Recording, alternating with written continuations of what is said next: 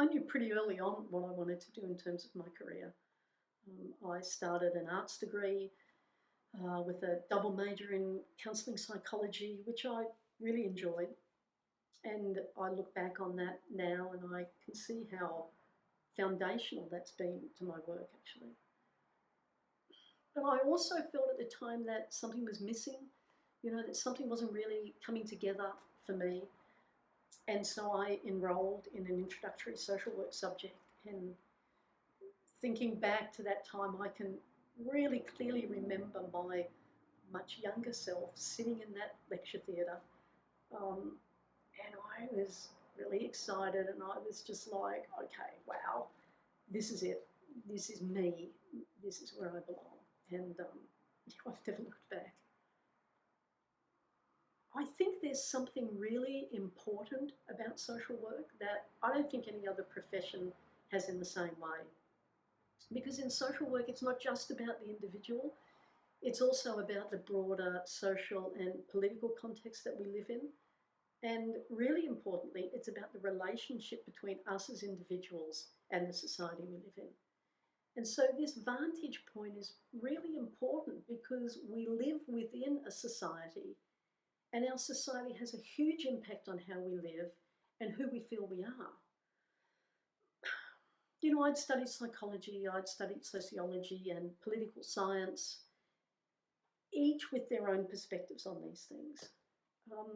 But for me, social work sort of brought all of this together with a focus on change, on how we can make the world a better place, both individually and socially. And that's always been pretty exciting to me.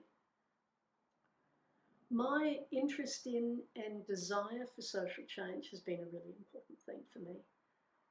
I just find it hard to accept that how we're living now is the best way when so many people are struggling, there's so much inequity and suffering in the world. I find it hard to believe that there's not more that we can do to change that. I've spent a lot of time thinking about what contribution I can make to that, to making the world a kinder, more peaceful and equitable place. It's a big question, and while I spend most of my time supporting people to find a more compassionate relationship with themselves, I also know that on its own, that's not enough. We need to be doing more on every level of society to create change. And I'm very committed to that in my practice. On an individual level, I'm very aware that so many of us come into our adulthood with experiences that have made us feel that we're not good enough or that there's something wrong with us. And that's just not true. So to understand that and to change that is a lot of work. But I think we know that all of us can do some pretty awful things to ourselves and to other people with our pain. So it's important work. And feeling okay enough about ourselves, really getting to know ourselves and be kinder to ourselves, I think will definitely make the world a better place. I feel very privileged to do this work.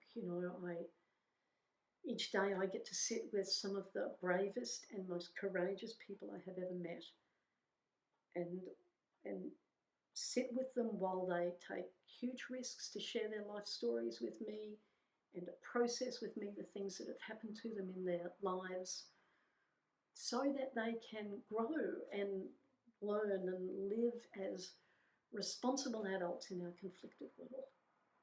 So yes, I feel very privileged.